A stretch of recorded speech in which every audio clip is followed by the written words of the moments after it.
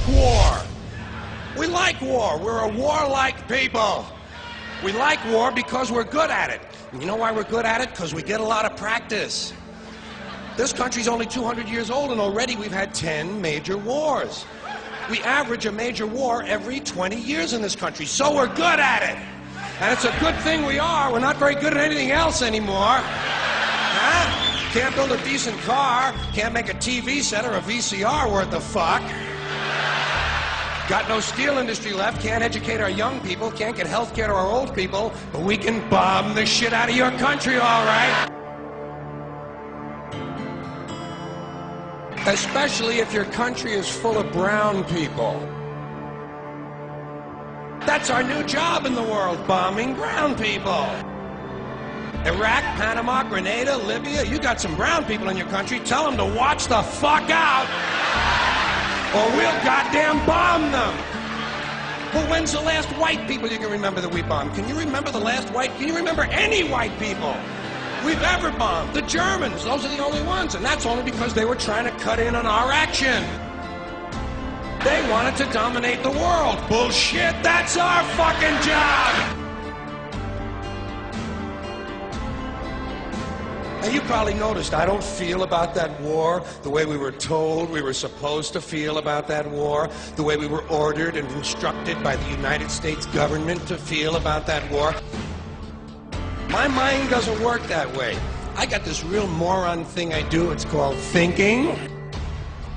And I'm not a very good American because I like to form my own opinions. I don't just roll over when I'm told to. Sad to say, most Americans just roll over on command. Not me.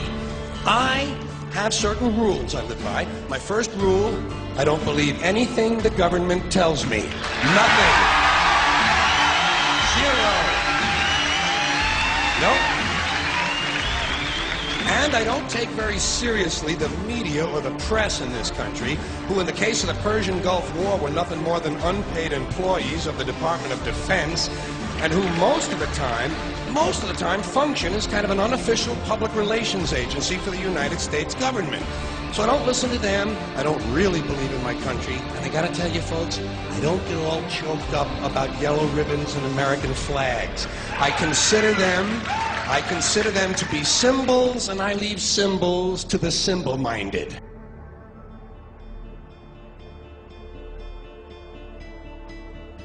I'm talking about the fact that a war is rich old men protecting their property by sending middle-class and lower-class young men off to die.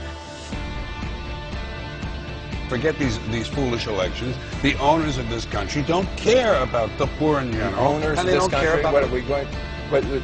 Is this Karl Marx talking to me? The owners of this country are the voters of this country. You're wrong about that, my friend. Aren't the owners of this country the voters in this country who elected George Carlin? Not. Listen, for politics, these elections are a charade. It is a charade. Oh, okay. It is. They are meant to.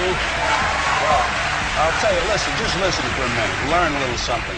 The elections and politicians are in place in order to give Americans the illusion that they have freedom of choice. You don't really have choice in this country.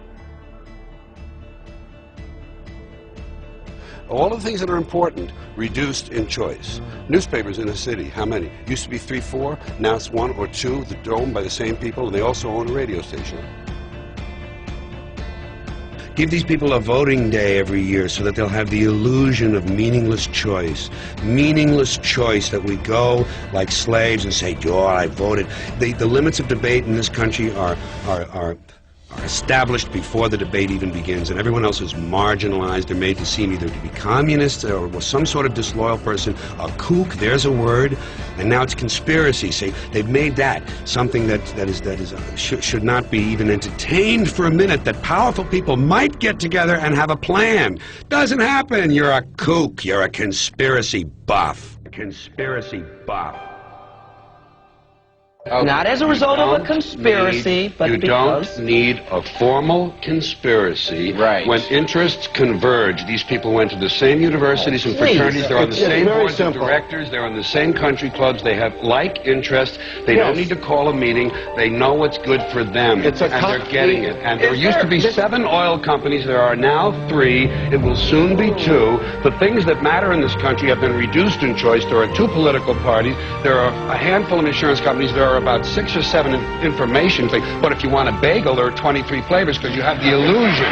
You have the illusion of choice. Right. You don't get the real important choice. There's no freedom of choice. That's a great point.